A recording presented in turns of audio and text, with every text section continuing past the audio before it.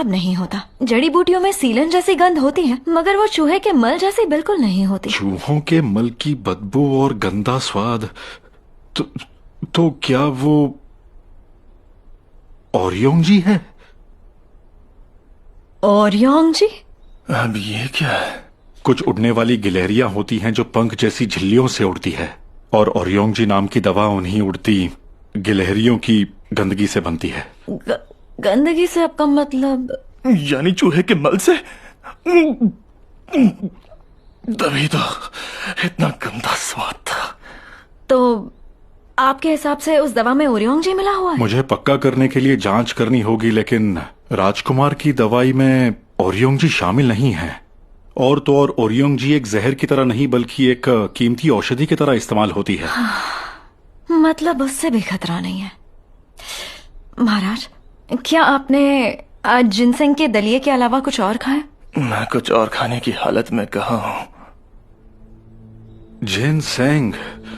ओरियोंग जी, अगर जिनसेंग के साथ खाया जाए तो उसका अलग ही असर होता है। अलग असर कैसे? सांग बानियाक, मतलब जहर बन जाता है। जहर? मतलब इससे किसी की मौत भी हो सकती है? हाँ, ओरियोंग जी अगर जिनसेंग के साथ मिला लिया जाए तो ठंड लगती है और बुखार आ जाता है, और ज्यादा खा लिया तो जान के लिए खतरा है। यानी महाराज की जान भी खतरे में है? भले ही दवाई में ओरियोंग जी मिला हो, पर महाराज ने बस थोड़ा सा ही चखा है। उनमें जो लक्षण है वो समय के साथ अपने आप ठीक हो जाएंगे। हाँ, लाख लाख शुक्र है। छेमियोंग की जिंदगी खतरे में है क्योंकि उसने जिनसेंग वाली मुर्गी खाई और साथ ही ओरियोंग जी वाली ताकत की दवाई।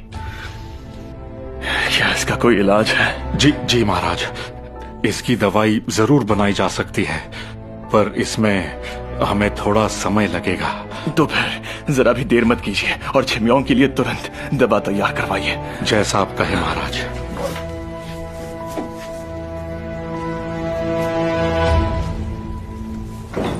किसी ने बड़ी होशियारी से जहर का इस्तेमाल किया। मतलब गुनहगार वही होगा जिसे पता है जिनसेंग और ओरियोंग जी साथ मिलकर जहर बन जाते हैं। सही कहा। छंगसो,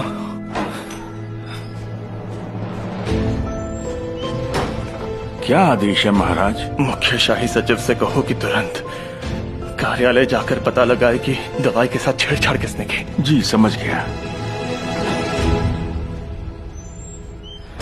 आखिर चाचा की निगरानी में दवा से छेड़छाड़ करने की हिम्मत किसने की होगी? गुनहगार जरूर हमारे आसपास ही है। ध्यान से सोचिए महाराज। वैसे राजकुमार छेमियोंग जल्द ही होश में आ जाएंगे ना? सिर्फ तुम्हारी वजह से। चलो शुक्र है। महाराज, आप आराम से लेट जाइए। आइए।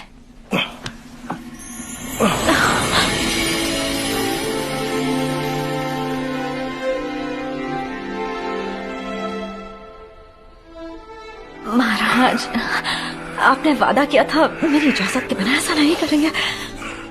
मान जाओ कि सिर्फ ये करने की इजाजत है। अगर किसी ने हमें ऐसे देख लिया तो? मैं ऐसा इसलिए कर रहा हूँ क्योंकि मुझे सुकून मिल रहा है। अभी भी कुछ पल बाकी है मेरे पास।